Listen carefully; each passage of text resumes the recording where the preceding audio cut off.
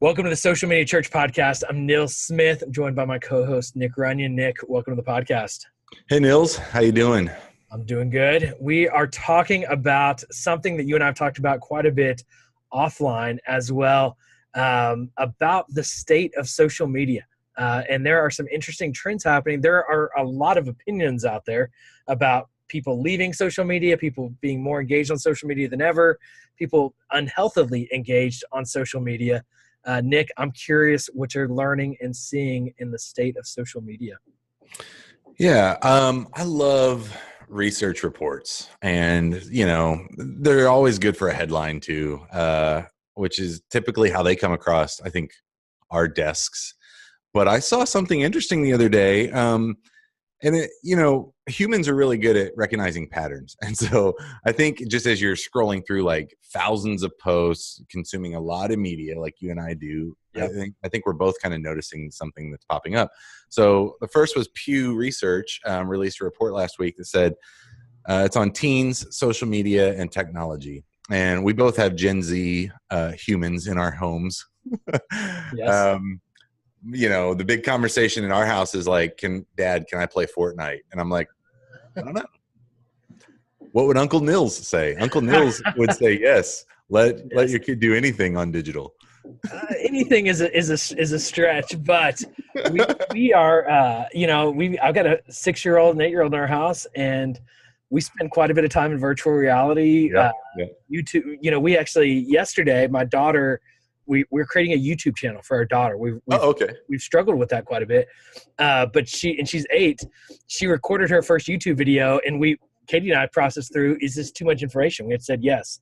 So we're talking Emery through what is too much to put on social media as an 8-year-old. But man, it is this crazy world of how much is too much for this upcoming generation, and what's really healthy, and what at the end of the day too, what are they going to want? So I think listeners who've listened to us from time to time or for a while will probably put you and I we're on the same spectrum, but we're at different places. So I tend to be a little bit more conservative with kind of our kids' social footprint and stuff. Yep. Although YouTube is something that we all enjoy. And also they'll use my Instagram account, and we'll watch like videos on Instagram, like really short clips. Yep. We talked about Vine a while back. Vine was awesome because it was like these short looping videos, and most of them, the best ones, were just hilarious. Yes. And so that's, it's very much consuming. But Pew came out with this report last week that said YouTube, Instagram, and Snapchat are the most popular online platforms among teens. And what I thought was really interesting is when I dig into this, 85% of teens surveyed say they use YouTube. That's the most online. That's the most of any online platform. Wow. So it's YouTube, Instagram, Snapchat, then Facebook, then Twitter, in that order. Yep. But when they asked which one do you use most often, 32% said they used YouTube most often. Yep. The only platform that was greater was Snapchat at 35%. So you're only a few points off. This clearly points to YouTube is a huge space among teens and Gen Z. And I thought that was really interesting. Yes. The next thing that came across my, feed or whatever was a post by a 17-year-old published to Medium that said, I deleted all my social media accounts and why you should too. And you read this article, and this teenager's saying, look, I'm just sick and tired of getting caught up in the image, in the, if I'm not on social media, I feel like I don't exist. I don't get invited to parties and all this stuff. Yeah. But what happened when all of those accounts were deleted, it didn't matter anymore. Yes. And this whole article about how free that felt. Yes. And I thought those things were really interesting. And for pastors or church leaders thinking about how do we communicate, especially with our youth and our younger generation, you have to pay attention to these kind of trends. I think it's interesting what we're seeing right now.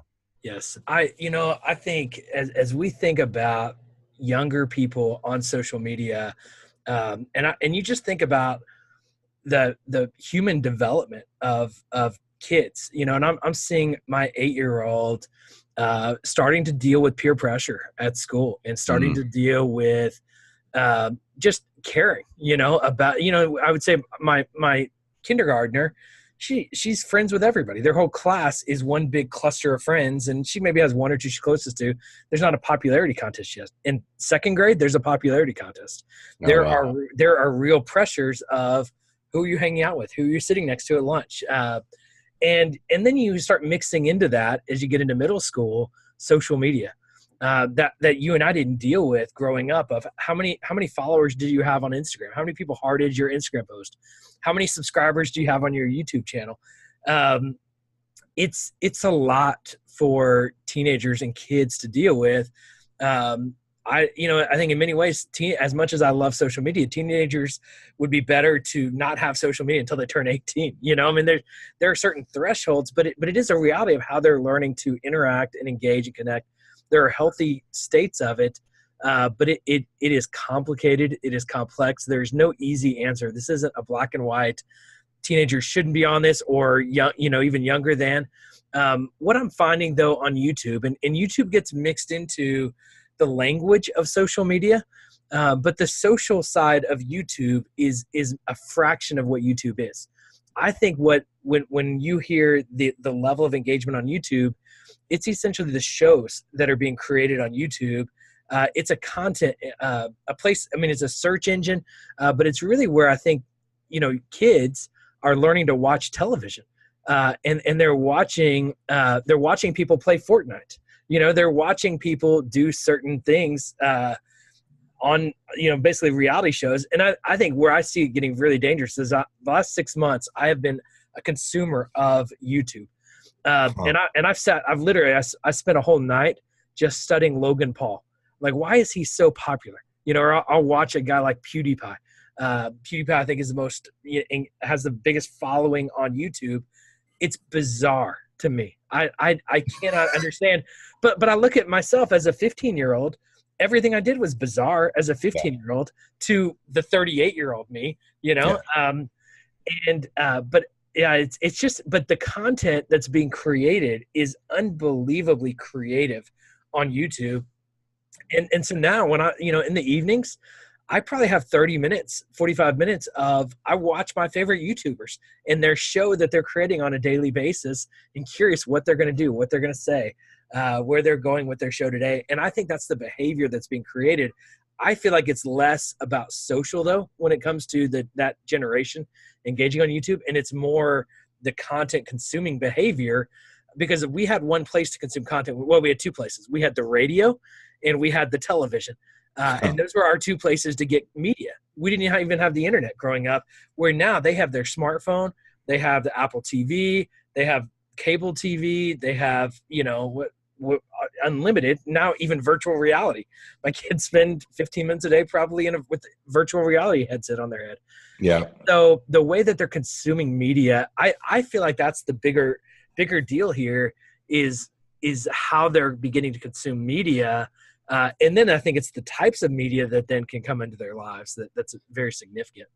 Yeah. And so as makers and communicators, or if you're trying to get your message out there, what are you seeing as you're kind of studying these things that are like the most impactful or the most effective way to communicate with teens in this environment? Because it's shifting, and yes, I think we can clearly say it's not Facebook, which, we've done some sessions, in different situations where we talk about, you have to understand, where's your audience? What do they value? How do you line up your message with, those values in order to communicate effectively? yes. What's that look like for a Gen Z that's on YouTube and spending their time there? And what I see right now from a ministry standpoint is most churches that are even touching YouTube are literally just taking their Sunday sermons and uploading them to YouTube. Right. And the reality is your Sunday sermon is likely engaging a 45-year-old person who is not who already has an affinity. Yeah, yes. They already have an affinity to your church and they want to consume. Yes. And there's nothing wrong with that. I'm glad you're putting your sermons on YouTube. But if I'm thinking through the generation we're talking about and how much they're engaged on YouTube, why didn't your kids pastor 50% of their job being creating content for YouTube? or your youth pastor should basically, in my mind, go follow David Dobrik on YouTube and see the ridiculous stuff he's doing and clean it up a bit and have fun and add a faith element to it. But building relationships through that platform or creating engaging content through that platform, I think should be, in my mind, that should be almost 50% of a youth pastor's job today, to engage their community with unique content through a platform like YouTube. I think there's so much opportunity there because you can see that engagement and behavior of, imagine if a teenager every day is connecting with their youth pastor because you put up a 5-minute vlog that's engaging them in some ways, and then you connect that to the face-to-face interactions you have on Sunday or on Wednesday. I think it only enhances that relationship.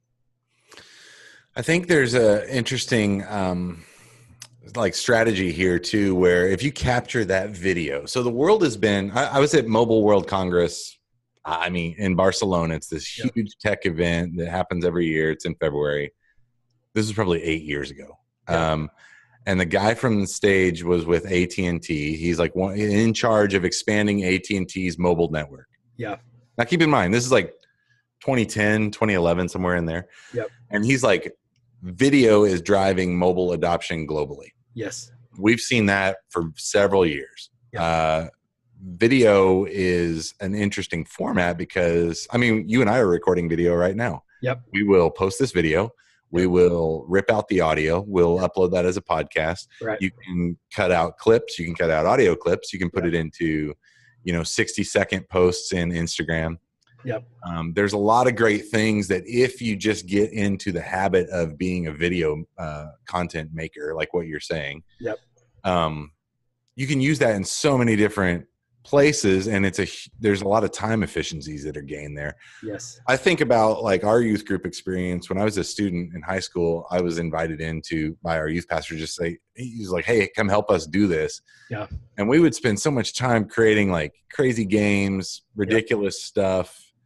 And it was all an avenue to help open the door to the gospel. Yes. And it was very, very effective. I'm sure many people that are listening have had the same kind of youth group experience. Yep.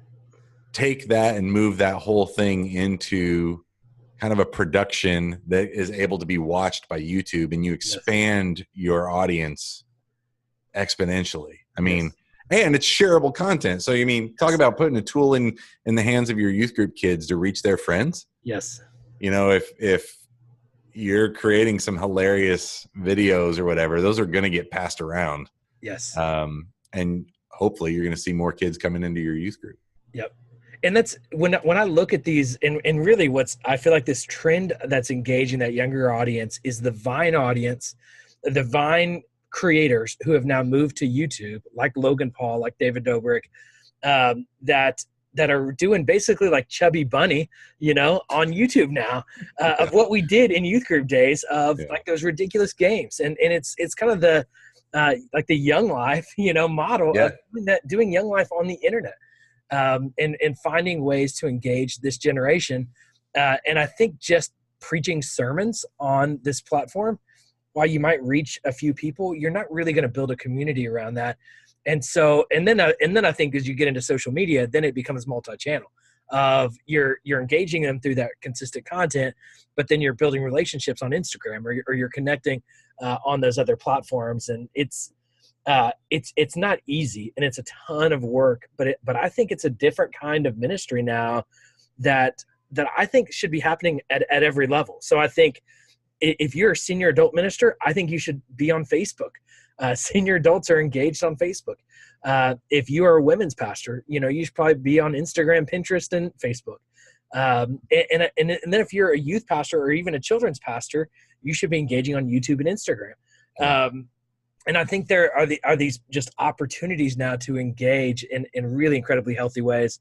But what I'm hearing, Nick, from even the stats is, from a content standpoint, we've got to figure out YouTube. And YouTube has obviously matured beyond just the stupid cat videos. It is in very much, I think, a future of how we consume video content. And I think YouTube Live and YouTube, just regular videos It's the average video length I hear has changed from about 3 minutes to 7 minutes in the last couple of years.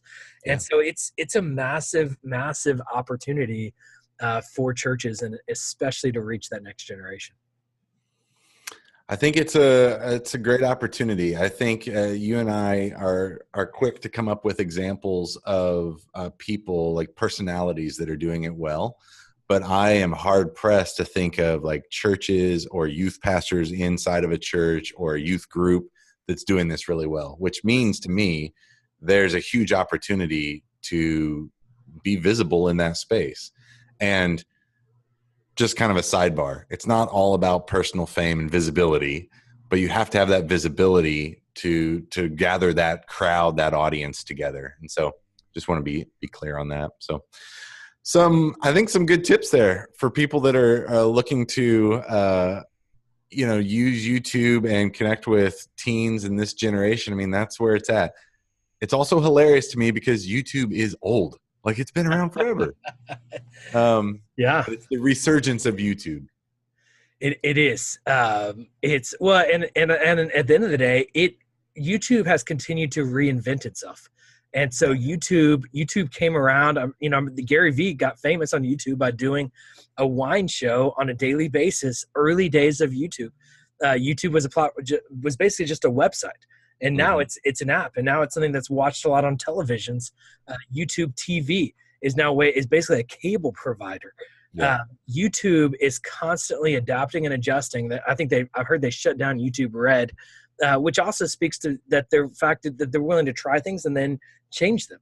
They're demonetizing channels. They're doing things that are upsetting to people, but I think they have a big picture in mind. And at the end of the day, I feel like where they're going I feel like it's the future of TV as we know it historically, and in the day how we consume video content. Now, it's not replacing TV tomorrow, but it's a new behavior in the ways that people are engaging with the content. But it is such a fascinating phenomenon and really fast. Well, I will say the best channel out there that is doing this is Dude Perfect. Do you watch Dude Perfect at all? Yeah, I know some of those guys. So they are in North Dallas here, located in Frisco. And I watch them all the time. And so my kids are into sports and stuff. There's a batting cage and like a baseball facility right across the street from the Dude Perfect. Like, it's like a big warehouse where they film some of this stuff. My kid's school was right next to it when we were in Dallas, so we'd pass it every day. Kids Dude Perfect is doing it so well that there are kids lined up outside the door, and they don't let anybody in. But there's kids that just show up there from all over the country to just see those guys and say hi to Ty or whatever. They're doing a very good job. Yes. And it's very much, it's almost the ideal model. Now, you're not going to have a budget and a warehouse and a lot of these things, but I think about, like, as a youth pastor, we typically had a youth room, whether just one dedicated like Sunday school room. Yeah. That room should not just be used for 1 hour a week in your church. That room should be a studio for 6 days a week, and a Sunday school class for the other one. You can do so much with that. Dude Perfect, though, is such a great model of, they literally just do, how many stupid trick shot videos can you do? And every video gets more popular and more creative and more interesting. Yeah. It's such a great model. And I think the ministry mindset is often, well, what does that have to do with Jesus? And then what did Chubby Bunny ever have to do with Jesus?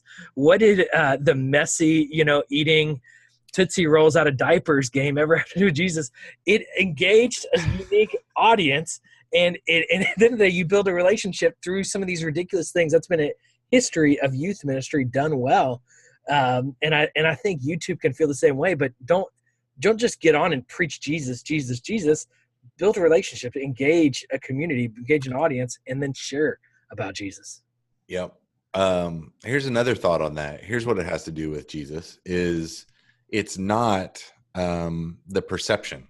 Yes. So we're connecting, through CV Outreach, we see about 1,800 people connect with pastors around the country every month. Yes. What we do is we kind of watch and see what people are talking about because it helps us learn and understand things. Yeah. Here's another trend I've recognized recently. There's been, half dozen people in the last week that have said something like, I don't trust pastors and churches because they're always pitching something. They always want money, or they're trying to push me to their bookstore or whatever. Now, you and I and people kind of in the church understand that those are resources, that they're consumed, and that tithing is a privilege, and it's, we understand all that. Yes. But I think the perception, what I'm trying to point out, is that there's a perception that people have that isn't true, but by doing some of those other things and creating that audience and just like giving in terms of good, creative, valuable, consumable content, yep, it changes that whole conversation. Yes. So if the critique is, oh, you just want my money, which is unfair and not true, and I get that. Yep. But if that's the critique, this kind of changes the conversation without even really addressing that as a concern. It just takes a person, shifts them over into this other lane where it's like, you know what? I like these guys. They're relatable. Their video content is good. It looks good. So if that youth room becomes a studio, spend a little bit of money. For $60 on Amazon, you can get really good like LED lighting. Yes. Yes. Spend $60 and get some good lights. And make your iPhone video look halfway decent. Yes. Yes. That's, I think, giving back in terms of consumable content is something that even I don't often think about. Yep. But if people are spending their time on YouTube needs content. People are going to watch stuff that they like. So make it likable. I love that.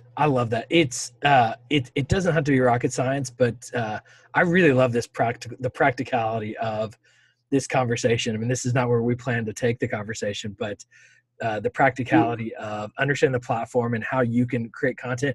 I think though social media comes back to of going on to build relationships it's a content starts a conversation, but these guys too that are crushing the platform are engaging in the comments. Mm-hmm. And so when you start creating content on social media, you're just getting started. And I think that can't be emphasized enough, that the goal there is to start a relationship and then to build a relationship. And I think you can take a relationship from that digital engagement to the conversational relational engagement to really a face-to-face interaction and engagement. And so there's just so many possibilities, and YouTube is such a massive platform. This doesn't need one youth group to jump in and own YouTube. This needs about 5,000 youth groups to jump in and engage this platform. And you're going to engage locally, and you're going to engage beyond your local community. But and it doesn't need to just even be youth groups. I think we need content from your sermon on Sunday and from your worship team. But I think to your point, Nick, earlier from the stats you shared, is as we talk about the next generation that's coming up and where they're engaged and connected, YouTube has got to be a priority for our churches. It's got to be a priority for our children's pastors and for our youth pastors, and our senior pastors need to understand the value that's there. It's not.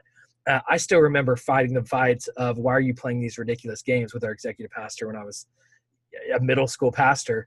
And I think the executive pastors and senior pastors need to understand the value that is your youth pastor spending 20 hours a week creating content for YouTube. It's an investment. It's not just because your youth pastor wants to get internet famous. It's because your youth pastor understands how to effectively engage that generation. And so there's an opportunity there. Yeah, absolutely. We're going to so I already posted to our social media page the article that I mentioned about the 17-year-old deleting all the accounts.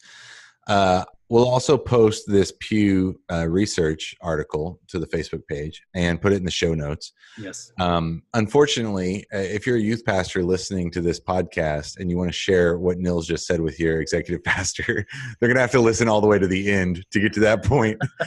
But this article also says, the majority of teens are spending near constant waking hours on online platforms, the majority of which is YouTube. Wow. And so 20 hours a week creating content that can be multi-purpose, used as basically, your whole marketing strategy for your Yes. youth group and for your church and to reach Yes. the teens in your community. But also it can be repurposed in youth group. I mean, I remember in my youth group experience, we had a significant portion of, that Sunday night was watching video announcements or doing announcements or things like that. You can run the videos from your own channel to the whole of your youth group, that type of thing.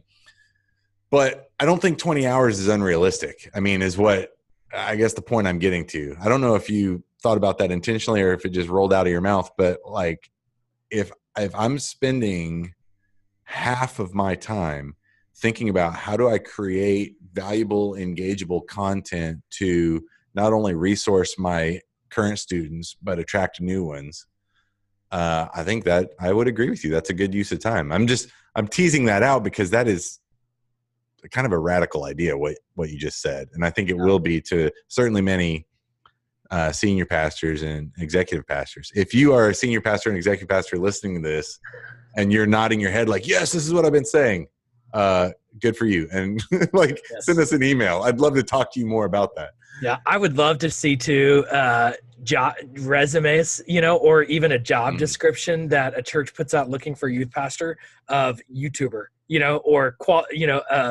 not just video editor, but like YouTube experience of if you're doing that. I mean, I think too, if you watch and a lot of these guys that are so good that and I feel like I can't recommend them because a lot of their content is dirty. I don't know, terrible.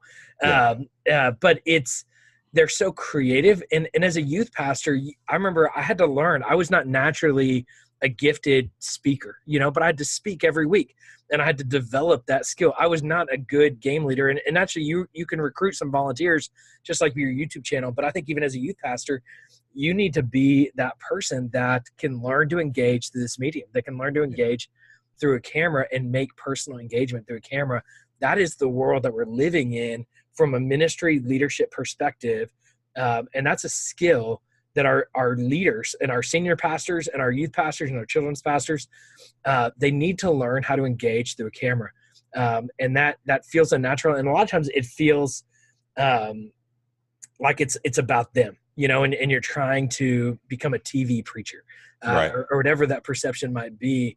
But I think it's a critical skill in engaging this next generation.